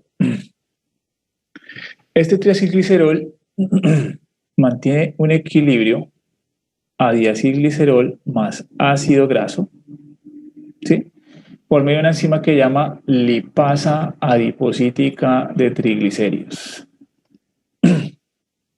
¿Listos? Pues puede ser devolverse para acá o estar acá. Lipasa adiposítica de triglicéridos. Me transforma triacilglicerol como producto de diacilglicerol más ácido graso. ¿Listos? Ahora, este diacilglicerol es sustrato de una enzima que se llama lipasa sensible a hormonas. Y esta lipasa sí es regulada. Esta lipasa es la que me dice si los diacilgliceroles se catabolizan o no se catabolizan para formar ácidos grasos. ¿Listos? Entonces, ¿qué pasa? Pasa que esta lipasa sensible a hormonas es fosforilada por la proteinquinasa A. Entonces, cuando se fosforila es activa, mientras que cuando se fosforila hasta acá, esta es inactiva. ¿Listos? Aquí también tiene que fosforilarse. Para que se fosforile la lipasa sensible a hormonas, primero tiene que fosforilarse una proteína que se llama la perlipina. La perlipina también me la fosforila la proteinquinasa A. ¿Listos? Entonces se fosforila la perlipina, se fosforila la lipasa sensible a hormonas y me da como producto entonces monoacilglicerol más ácido graso. ¿Listos?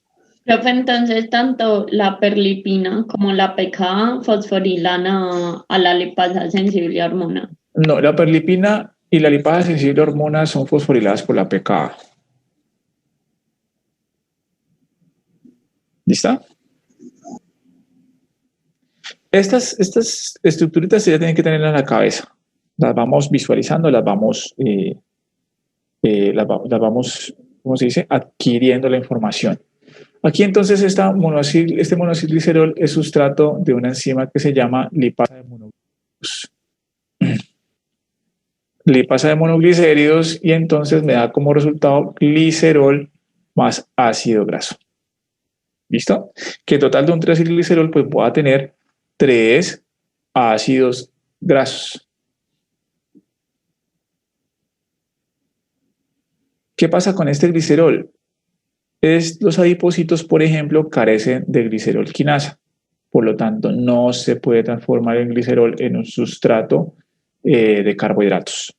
¿Listos? Este glicerol vuelve otra vez y si hay que esterificar ácidos grasos, este señor esterifica acá ácidos grasos. ¿Sí? Los adipocitos. ¿Puede repetir el nombre de esta enzima, por favor? Sí, por favor, yo también lo necesito. Glicerol quinasa. Gracias. Listo. No, pero también sobre los que carecen de la enzima, ¿cuáles son? El adipocito. El adipocito. El adipocito. Profe, ¿y en qué es la glicerolquinasa lo vuelve a convertir en dihidroxiacetona fosfato? ¿En dihidroxiacetona fosfato? Ajá, dihidroxiacetona fosfato. Okay. Pero pues el adipocito no lo tiene. Entonces, ¿qué pasa con este glicerol? Este glicerol puede salir nuevamente a torrente sanguíneo y volver a hepatocito, y acá en hepatocito pues sí se puede transformar en dihidroxiacetona 3-fosfato, teniendo en cuenta de que las condiciones que se encuentre la persona, digamos que sea un ayuno muy intenso, un ayuno donde una inanición de 5 días, 7 días, entonces por ejemplo este glicerol no le interesa, a quien no le interesa seguir esterificando ácidos grasos porque esta ruta ya está cerrada, tenemos glucagón venteado, glucagón al 100, ¿sí? Entonces, ¿qué pasa? Este glicerol, para venir a compensar niveles de glucosa, se viene para acá, para el hepatocito, formando glicerol de 3-fosfato, y glicerol de 3-fosfato, pues finalmente transforma en glucosa. ¿Listos? Bueno, entonces, ¿qué pasa de aquí? Lo que decía el compañero. Entonces, tenemos ácido graso. Este ácido graso es activado nuevamente por la tioquinasa. ¿Cómo se activa por tioquinasa? Entonces tenemos que el ácido graso se le coloca un ATP, se gasta un ATP, luego este ATP es intercambiado por una coenzima A, sale ATP, entra coenzima A y me queda ácido graso coenzima A. Esto es en citosol. ¿Listos? Luego viene una enzima que se llama carnitina palmitoiltransferasa 1, que lo que hace es intercambiarme sale coenzima A y entra carnitina.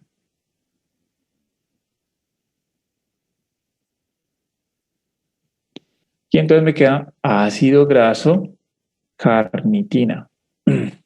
¿Me puede repetir el nombre de la enzima, profe, por favor? Se llama carnitina palmitoiltransferasa 1.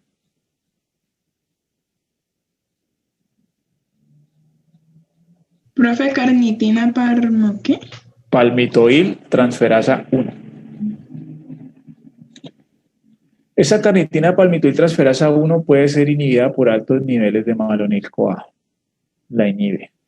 ¿Listo? Altos niveles de malonil-CoA inhibe la carnitina palmitoiltransferasa 1.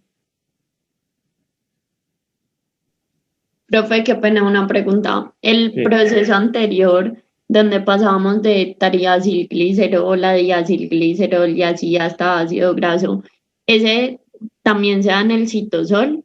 Sí, citosol. Vale, profe, gracias. Listo, vale. Bueno, entonces tenemos ácido graso carnitina. ¿Por qué tiene que pasarse ácido graso carnitina? Porque la coenzima A ya sabemos que es impermeable a la membrana mitocondrial. ¿Sí? No puede pasar a través de la membrana mitocondrial. Entonces pasa a través de la membrana mitocondrial, el ácido graso carnitina está acá. ¿Listos? Y entonces en este paso viene la carnitina palmitoiltransferasa 2, que me sustituye la carnitina por una coenzima A. Sale carnitina y entra coenzima A y me queda ácido graso coenzima A mitocondrial. ¿Listos? Ahora, este ácido graso coenzima A mitocondrial va a sufrir algo que se llama la beta-oxidación.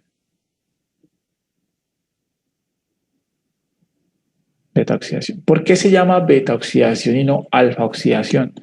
Porque se va a devolver de todo lo que vimos en la síntesis de ácidos grasos. O sea, este es el carbono alfa de un ácido graso, el carbono final, y este es el carbono que le sigue al carbono alfa, que es el carbono beta. O sea, que este carbono beta es el que nuevamente se va a oxidar para devolverse a lo que nosotros vimos, pues inicialmente. ¿Listos? La beta-oxidación es exactamente todo esto, pero en reversa. Sí, dime. ¿Cómo pasamos del citosol a la mitocondria? ¿Por la carnitina palmitoiltransferasa 2 o por qué? No, la carnitina palmitoiltransferasa 1 me sustituye la coenzima por carnitina. Cuando tengo el ácido graso carnitina, este sí puede pasar a través de la membrana mitocondrial. Y dentro de la mitocondria, el ácido graso carnitina es transformado nuevamente a ácido graso coenzima A. Ah, ya, profe, gracias. Listo, dale. Profe, Sí. la enzima también se le puede llamar carnitina aciltransferasa. Sí, en el caso de que no sea un ácido palmítico, sí. Entiendo. Regularmente, como es, sí, esa es carnitina aciltransferasa, no hay ningún problema. Claro que regularmente, pues, es el ácido palmítico el que constituye los triacilgliceroles, ¿no? Es como el que es más estudiado, el más famoso, el más, entonces por eso se le llama carnitina palmitoiltransferasa 1. Pero sí está bien dicho aciltransferasa también. Y aquí ya empezaría a devolverse al Exacto, acetil-CoA para tomar la ruta del ciclo de Krebs, ¿cierto? Correcto. Entonces, en el primer paso de la beta oxidación, tenemos entonces, ¿qué tenemos?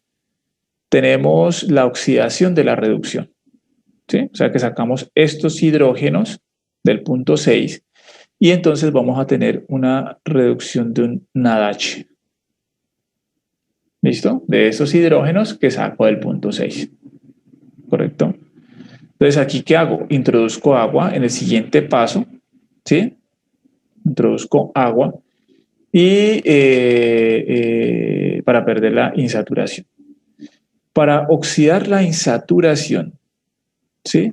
Para oxidar la insaturación, hasta aquí yo tengo ácido graso insaturado.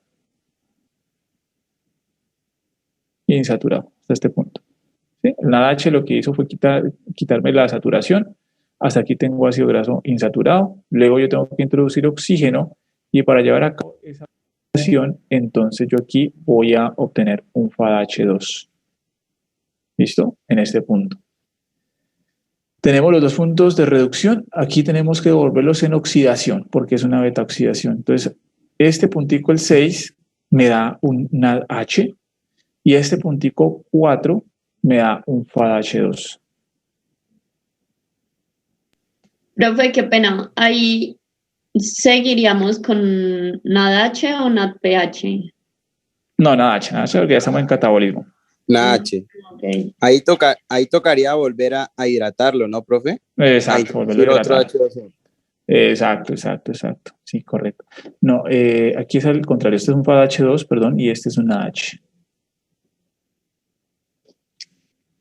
Este es un FADH2, el primero, y este es un NADH. Entonces, listo. En ese sentido, por cada ciclo de oxidación que yo haga, ¿qué voy a hacer? Voy a sacar un acetil-CoA y un FADH y un NADH. ¿Listos? En caso de que yo comience desde un ácido graso insaturado, no voy a contabilizar el FADH2. Vuelvo, repito. En caso de que yo comience desde un ácido graso insaturado, no voy a contar el FADH2. ¿Listos? Entonces, yo tengo, por cada vuelta de beta oxidación, tengo la reducción de un FAD y la reducción de un NAD y la liberación de un acetil-CoA. ¿Listos? ¿Alguna pregunta?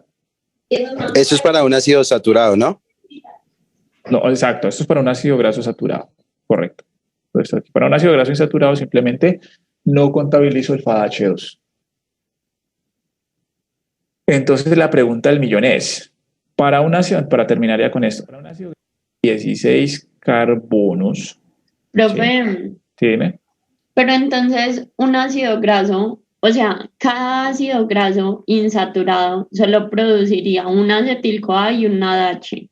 Y cada ácido graso saturado produciría un FADH2, un NADH y... Pero acuérdate que nos estamos devolviendo, o sea que si acá se construyó de 2 en 2 carbonos, acá se beta oxida de 2 en 2 carbonos. O sea, por cada vuelta de beta oxidación salen 2 carbonos en forma de acetil-CoA y si es saturado sale FADH2 y NADH. Si es insaturado sale 2 carbonos en forma de acetil-CoA y un NADH. ¿Listos? Ok, profe, unas gracias. Listo, dale. Entonces, ¿qué pasa? Si yo tengo un ácido graso de 16 carbonos saturado, ¿cuántos acetil-CoA voy a tener? Serían 7, ¿no, profe? ¿Por qué 7? No, 7 no. serían 7 de beta reoxidación, se daría más o menos 3.25. No, acetil-CoA, acetil-CoA. 8. 8 acetil-CoA, muy bien. Sí. 8 acetil-CoA. Porque se tomarían los que ya se tienen de la oxidación, ¿cierto? Exacto, o sea, todos estos se toman, todos los carbonos de los ácidos grasos se toman. Ahora la pregunta es, ¿cuántos FADH2 voy a obtener de un ácido graso de 16 carbonos?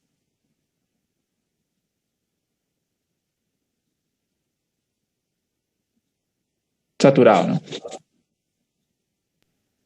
8 también, ¿no? No voy a obtener 8. ¿Son 2 por cada ciclo o cuántos estarían? Son 2 por cada, sí. Entonces serían 16. No, estoy preguntando solo FADH2. Serían 16. Serían 4. No, sería 1 por ciclo, sería 1 por ciclo. Serían 5. No, serían 4. ¿Cuántos? ¿Por ahí se escucha algo? No, 4 tampoco es. 4 como 7, 4. no, 7. Exacto, son 7. Pues el 8 sería el acetil-CoA. Exacto, el 8 es este de aquí. El 8 ya está oxidado. Entonces el 8 no tiene que hacer otra vuelta de beta oxidación porque ya está aquí oxidado. ¿Sí? Recuerden que yo les dije que este último estaba oxidado. Este último no se reducía. Entonces, por lo tanto, yo voy a tener 7 FADH2 y 7 NADH. ¿Listos? Y este es un producto por vuelta de beta oxidación. Entonces, muchachos. Profe, qué pena, una pregunta. ¿Qué? Esto se hace cada 2 carbonos, ¿no? Sí, correcto. Hay cadenas de ácidos grasos donde hayan ácidos grasos saturados e insaturados, ¿no? Juntos. Sí, correcto. Si se hace cada 2 carbonos, entonces existe la posibilidad de que uno de estos ciclos lo coja con un ácido graso saturado y uno insaturado, ¿no? Sí, claro. Pueden haber insaturaciones dentro de ellos. Y si eso pasa, ¿cómo determinamos si se produce el FADH2 o no? Porque pues si es insaturado, no se produce. Pero si es saturado, sí. Pero si el ciclo lo estamos haciendo con uno saturado y uno insaturado. Muy buena pregunta. Esa lo voy a dejar de taller. No, profe. Claro. Lo que pasa es que estaba pensando en uno, pero no, porque ese es muy conocido. Entonces la información ya va a estar ahí. Profe, no, mejor respóndanos. Bueno, pues nada, entonces, colorín colorado. ¿Listos? ¿Preguntas en estos 3 minutos? ¿Qué colorín colorado? Mi pregunta. Claro. No, porque es que no alcanzo a contestarla. De hecho, eso hace parte de un taller. Profe, entonces, por ejemplo, un ácido graso insaturado también de los 16 carbonos sería entonces 8 NADH y un acetil-CoA, porque los FAD no estarían. ¿Un ácido graso insaturado por ciclo? No, que también tenga 16 carbonos. Sí. O sea, como el mismo ejemplo, pero en vez de ser saturado, insaturado. Simplemente no contamos los 7 FAD. No, porque es que mira, pues no cuentas los 7 FAD, sino que tú tienes que tener presente lo siguiente. Si tú tienes una insaturación aquí, significa que esto va a estar así, ¿cierto? Y esto va a estar así, ¿correcto? Vas a tener 1, 2, 3, 4. Tener otra insaturación aquí, ¿por qué? Porque este carbono de aquí no puede tener 9 electrones de valencia, ¿sí? Entonces, no todos los ácidos grasos, o sea, no todos los carbonos van a estar insaturados. ¿Qué tienes que tener en cuenta? Que van a haber algunos puntos, por ejemplo, este ácido graso va a tener una insaturación aquí y otra insaturación aquí. Entonces, ahí ¿qué haces? No cuentas con 2 FADH2. ¿Por qué? Porque estos son 2 FADH2 que no se van a tener en cuenta en el conteo de ATPs. O sea que eso es dependiendo de la estructura del ácido graso. Es dependiendo del número de insaturaciones. Pero podría tener FADH, pero no. Claro, podría tener FADH. No se sabría el número como tal. Exacto, sino que tienes que Exacto, tienes que restar con el número de insaturaciones. El número de saturaciones es igual al número de FADHs que no cuentas. ¿Listos? Profe, 2 preguntitas. Sí. La primera, en un ácido graso insaturado, digamos, así como el ejemplo que puso Pau, si es de 16 carbonos, también se van a producir 8 acetil-CoA y 7 NADH, si es insaturado. Sí, sí es insaturado, sí. Lo que varía es el FAH2. Ok. Profe, y la otra, en el proceso de arribita, cuando pasábamos de triacilglicerol a diacilglicerol, bueno, y todo eso. Ajá. Eso habíamos ingresado el triacilglicerol a mitocondria, ¿no? Como ácidos libres, ácidos grasos libres por la Exacto. ¿Cómo Exacto. lo sacamos? ¿Cómo lo qué? ¿Cómo lo sacamos de la mitocondria a citosol? ¿Qué cosa? ¿La carnitina? Los ácidos grasos. Porque No, eso se dio en citosol, ¿no?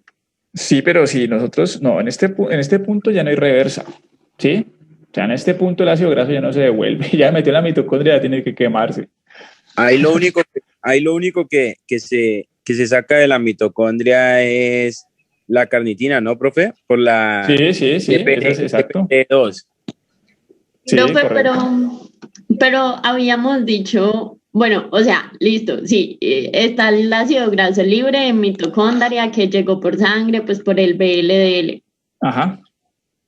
Eso que hicimos ahí al lado, lo hicimos fue en citosol, ¿no? Eso fue en citosol, correcto. Ajá. ¿Cómo sacamos eso de la mitocondria? O sea, ¿cómo lo llevamos de mitocondria a citosol para realizar ese proceso? ¿Nuevamente? ¿Como si fuera un ciclo? No, es la pregunta. O sea, ¿cómo fue que la mitocondria salió a citosol para hacer ese proceso? Ah, pues mira, acá está. Acetil-CoA, citrato sale a citosol. Profe, pero no el de abajo, el de arriba. No sé cuál me hablas. No. El del triacilglicerol. Ah, no, pues que mira que este se construyó acá. Se construyó acá en citosol. Citosol C4. Pero lo metimos por sangre, ¿no? Hasta la exacto. No, por sangre lo entrega citosol. Sí, el triacilglicerol no tiene nada que hacer en mitocondria. O sea, no tiene cómo entrar. O sea, si un ácido graso le dificulta entrar, ahora imagínate un triacilglicerol. No, pero habíamos dicho que sí. Dijimos que VLDL con ApoC2 era la coenzima que degradaba triacilgliceroles en ácidos grasos. En ácidos grasos, es distinto, ¿no? Mira el ácido graso libre. El ácido graso libre tiene que entrar obviamente a citosol. ¿Sí? Ajá. El ácido graso libre puede entrar a citosol y dentro del citosol se conjuga con carnitina para entrar a mitocondria. Ok. Sí, lo que pasa es que hemos saltado todo este pasito, pues, pero así es que funciona. Ah, ya, profe, gracias. Listo, dale. Pues nada, muchachos, entonces, sí, la próxima semana continuamos con cuerpos cetónicos, que la clase se extiende hasta acá. Aquí era cuerpos cetónicos y acaba la clase, pero no alcanzamos. Entonces, pues nada, estudien bastante. Profe, lo de la monitoría. Bueno, listo, organizamos la monitoría para la próxima semana, no sé, lunes en la tarde. Lunes en la tarde o martes en la mañana. ¿Lunes en la tarde a qué hora? En la tarde tenemos hasta las 5. El lunes es festivo. Mañana tenemos festivo. Ah, el lunes es festivo. Ah, hasta el lunes es festivo. Uy, ¿cómo así? Pues yo no sabía. ¿Sí es festivo? No, no importa, profe. No la monitoría. Eso sí, profe. Mejor ese día no tenemos clase. Profe con nosotros. No, pues si es festivo o no. Si no es festivo. No es festivo. No es festivo. No, bueno, pero festivo. Festivo del 17. Pero el problema del calendario no es festivo porque es primero de mayo. Sí, es festivo. Es festivo. Pero el sábado 1 de mayo es el festivo. Bueno, no sé. Sí, no es festivo, este lunes no es festivo. El sábado es 1, el lunes sería 3, sí. Bueno, no sé, la verdad no sé si es festivo o no. Bueno, si no es festivo, entonces nos encontramos a las 3 de la tarde. Si son muchos, pues lo hacemos por aquí, a las 3. No, pero a las 3 yo no puedo. Pero el lunes tenemos... Profe, exacto, tenemos clase hasta las 5. A las 5, profe. Clase hasta las 5. Eso. Podría ser a las 5 o 6. A las 5, profe. Listo. A las 5. A las 6 está bien. No, a las 6 me queda difícil un poquito. Entonces a las 5 en punto. Bueno, a las 5 en punto. ¿En la universidad? Vale, profe. No, yo creo que si son muchos, pues mejor online. Bueno. Nos mandan el link. Listo. Se podría, pues no sé si la mayoría, yo sé que puede porque ese espacio es libre el viernes en la tarde, ¿no? ¿O no puede? ¿Este viernes? ¿Mañana? Sí. Mañana yo no puedo por la tarde. No, mañana yo no puedo porque tengo que... Bueno, sí. Soy jurado fue a sustentar, soy jurado de una tesis de maestría mañana, entonces en la tarde entonces no puedo. Entonces no, una opción es el lunes o el martes en la mañana, tipo 10 de la mañana. No, el lunes a las 5 de la tarde. Sí, porque el martes tenemos fisio. Sí, listo, porque tenemos por la mañana fisiología, ¿no? Y por la tarde tenemos anatomía el lunes hasta las 5 de la tarde. Bueno, listo. Entonces, ustedes organizan y me dicen. 5 de la tarde día lunes. 5 de la tarde día lunes. Sí, profe. Listo, perfecto. Entonces ahí sacan por favor el vínculo y nos lo comparten. Gracias, profe. Gracias. Listo, muchachos. Gracias, profe. Bueno, ustedes también que estudien mucho. Hasta luego, nos vemos. Profe. ¿Sí? ¿Te fuiste? ¿Cómo? Valentina, ¿cómo vamos? ¿Bien? Bien, profe. ¿Te puedes quedar un momentico o tenés clase?